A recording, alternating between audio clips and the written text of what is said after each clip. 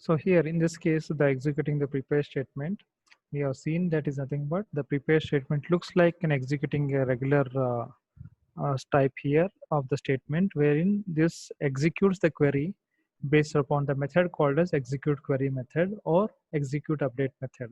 So it depends here which method you want to use. If suppose if you want to execute the query, and the better is used to the execute query as the method. If anything to be updated which is already present in the database here, in that case make use of the execute update as the method here. So this is an example which you're executing. So we are executing the query which is by using the prepared statement, so that we are executing at the runtime, and whatever the result is there, that will be stored in the result set here. So result set is nothing but it will be in the form of a tabular form here. Okay.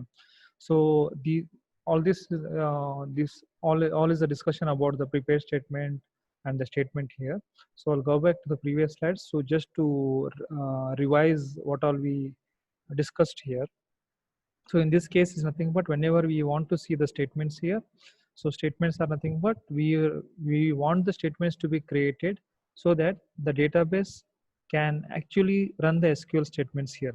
So these statements are nothing but which will be a form of a static statements. So the syntax is example is syntax is connection dot driver manager dot get connection, whichever the driver you're using, connect it to the database with the username and the password, and then you create the statement by using the connection object here and store it to the statement. So the example is given is nothing but we are assigning a null value to the statement, then create the statement here like this. It should be included within the try and catch block so that we can catch the exceptions clearly. Okay, this is about the statement. Similarly, when you say about the statements here, we want to store the executed SQL statements into the result set form here. So we'll use the class called as result set. We'll be creating an object of result set, and whatever the statements is returning here, it will be stored into the result set here. So which will be stored into the database by using the result set object here. Then similarly, nothing but these are the methods. There is a close is nothing but it will be used whichever the connections are open during the session, those connections will be closed by the close method here. Okay. Then the prepare statements are nothing but it's a sub interface of the statement. So we want to make use of this prepare statement as and when we want to pass the values at the runtime here. So usually when you want to execute the SQL statements at the runtime here, so what will do nothing but here also will include this prepare statements inside the try block here. So here consider an example is nothing but let us consider that I'm updating a table called as employee, where we're passing a value as what is the age and what is the ID here, which row you want to update. So when you execute this set of statements here, when the control comes to this block here, at the runtime you have to enter the values on the console here. So after entering here, the prepare statement will be update. It will be assigned to the SQL. Then it will execute the prepare statement here. So this is nothing but which is nothing but it acts as an interface to accepting the input parameters at the runtime here. Okay, this is about the prepare statement. So similarly, the prepare statements are nothing but here we are passing the values as where ID equal to question mark. So there is a runtime here. So how you are passing this ID here? So prepare statement that set long 1 comma 3757. So first is the number is nothing but it's a index of the parameter to insert the value for. The second number is the value which you are inserting to the SQL statement. Let's say is nothing but ID is the first index here. So this is the value here. This is the value for this ID here. Okay. So that is nothing but the question mark tells you is nothing but the question mark tells you there is nothing but you are using you want to insert a parametric value to this particular the parameter here. Okay. So that is about the statement, prepare statement, and how to execute the prepare statement. So you'll either be using the execute query method and execute update. So one needs to be very careful when you are using the execute query and when to use the execute update here. Okay. So moving on to further here. Now in this case is nothing but we'll make the SQL more interactive by using some SQL tools here. So what exactly the interactive is nothing but. So here what we'll do is nothing but here it will be simple. You'll be getting the user will be getting a front end as a JDBC API. So here you can enter and execute the SQL statement at the same time, and it will be displayed for the viewing the results here.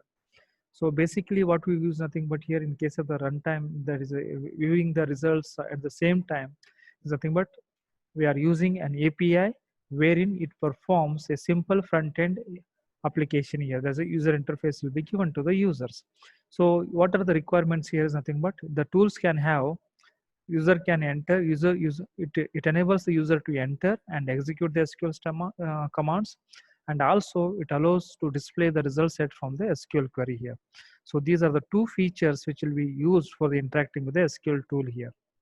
Then some JDBC action results. So in case of the JDBC action results here, these are nothing but that are read from the database query here.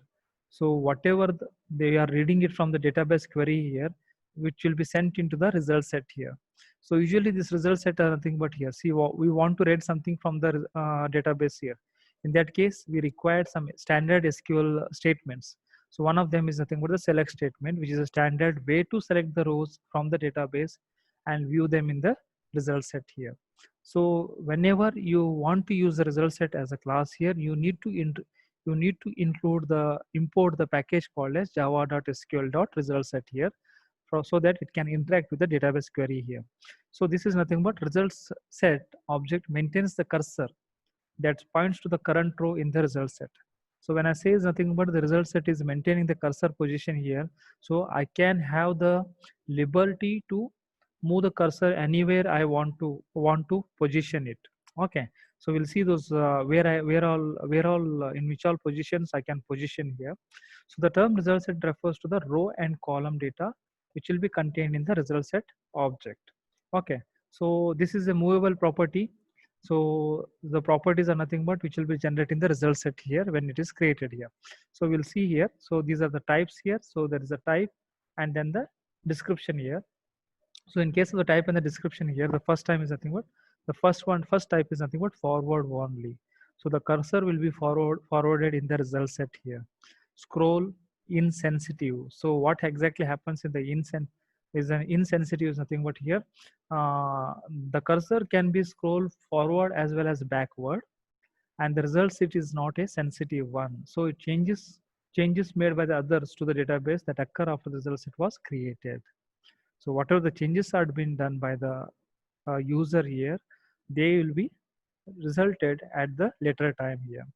Again, similarly, we are having one more type is nothing but scroll sensitive. Result setup type scroll sensitive.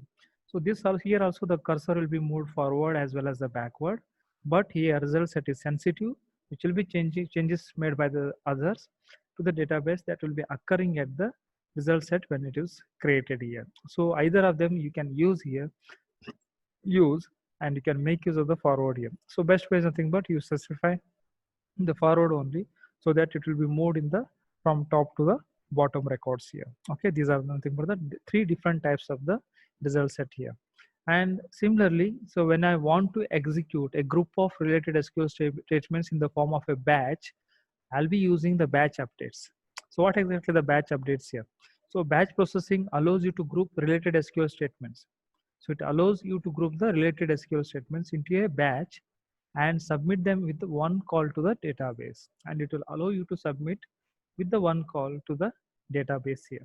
So usually what happens is nothing but instead of executing a single query, we can execute a batch of queries. So we'll execute the batch of queries here. So it allows the user to execute a batch of queries here, so that it makes the performance will become fast here. So there are two statements you'll be using whenever you want to work with the batch updates here. The first one is SQL statement, SQL.statements, and another one is SQL.prepare statement interface. So these are the two, these interfaces will provide the methods for the batch processing here.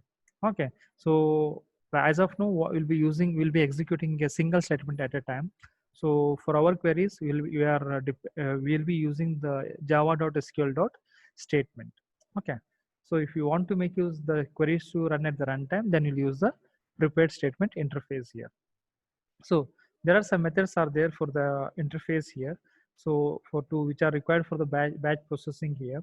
So these batch processings are nothing but first one is add batch. So it's the add batch itself, the name suggests is nothing but you're adding a query into the batch here. So it adds a query into the batch here. Execute batch means we are executing the batch of queries here. So these are the two methods which will be used for the batch processing. So example is given here. So you can see is nothing but we are creating a statement by using the connection object. So the connection object usually containing which database connection you are using, and then you're specifying the name of the database, a username and the password, and registering the driver here with the driver name, driver manager dot register driver dot register driver here. Then it will be assigned to the connection statement, and the statement will execute the created statements here. So how it will be executed is nothing but statement dot add batch. Add batch mentions nothing but we are adding a query into the batch here. So the first query is nothing but like insert into student values, the first value. Similarly, we are inserting one more value, the query you are inserting. Now what we'll do is nothing but at the same time, both these queries will be executed here. So for that, what we'll do is nothing but we'll use the method called as execute batch like this. So here we are using an example of only two statements here. Like this, you can have as many number of statements. By using a single method, that is the execute batch, will execute all the commands here at once. So that is the speciality about the executing the batch statements here. So similarly, those are about the batch here. So moving on to further here, now we'll see we'll discuss about the mapping. So what is the mapping here? So mapping is nothing but here, which is a JDBC driver. Like consider this, the JDBC drivers are there, which will be converting the Java data type to the appropriate JDBC types here before sending it to the database here. So before I send it to anything to the database here is nothing but it will be converting an appropriate here. So how exactly? See, consider an example is nothing but I'll be using many different types of the database. Okay. So I may get the result in one form, or I may enter the value in the one form here, but ultimately is nothing but what I'm looking, that is very important. Okay. So example is nothing but a Java integer is converted to SQL integer.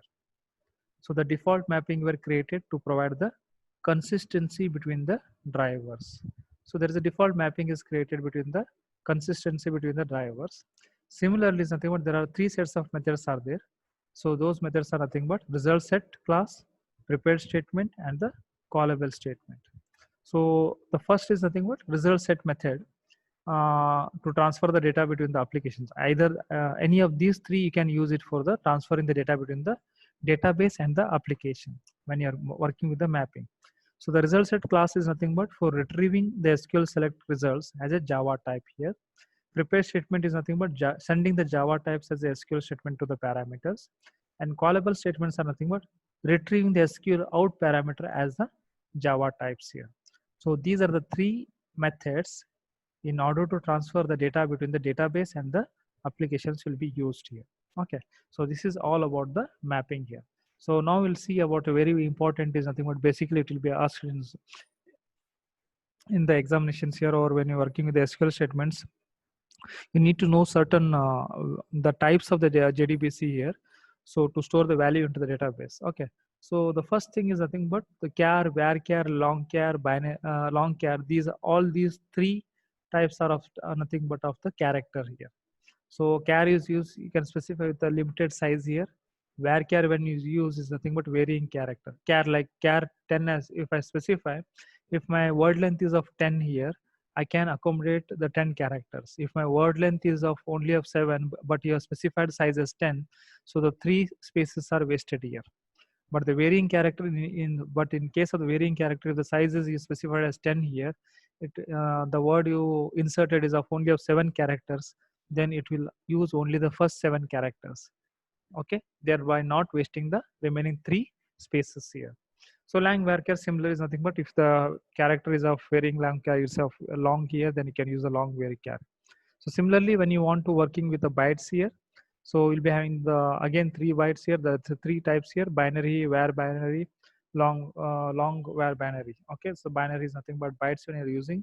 So we'll be specifying either in the zeros or the ones here. And the bit is nothing but here, it's a Boolean type. Okay, next that is a Boolean is nothing but returning true or false here. The tiny int here, there is nothing but a small int. The small int again a very short one, integer, a normal integer value here. Okay, And then the others are nothing but like some basics are there here, like big int for the long, real for the float, double for the double, float for the double or float, decimal or the numeric. You need to have math or the big decimal, date, time, timestamp. So here date usually is nothing but it will be in the form of any form like dd, YY format, or YY format here. So it depends upon what type of the SQL tool you are using. According to that, the date format will be set. So when you're using the time here, so it will be in the form of a hours, minutes, and the seconds here. So when you make use of the timestamp here, the timestamp will print both date and time together here. So all these three types here will be available in the java.util.date interface in the package date package. Okay. So similarly, we'll be having some more like advanced data types are there. Blob, there is a binary large object. Clob, there is a character large object. Array, and then distinct, struct, and the references. So these will be used with advanced JDBC data types here. So basically in our examples here, most of the examples we are dependent on these basic data types here.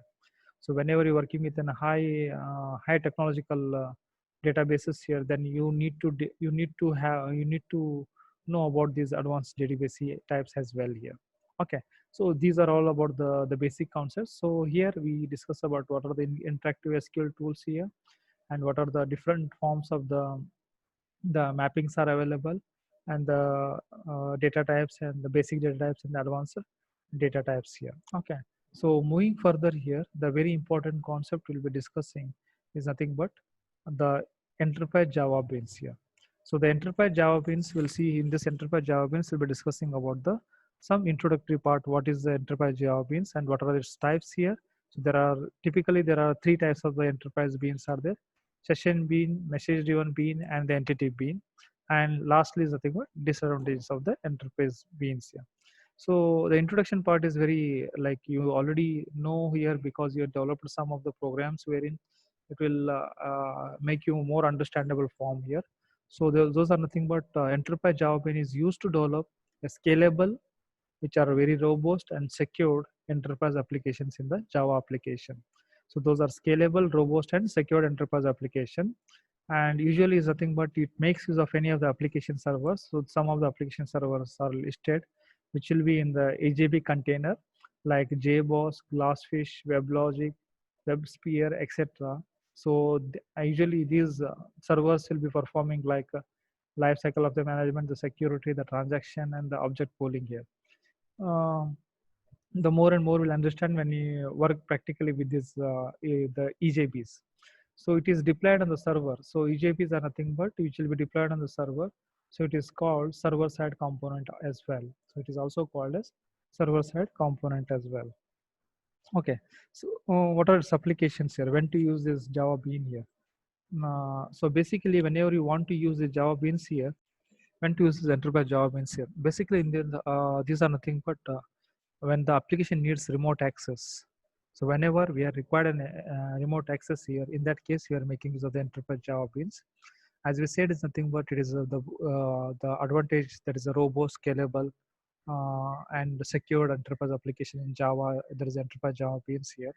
So EGP application which will be supporting the like load balancing or the clustering or the failover systems, then we can use we can make use of the scalable property as well.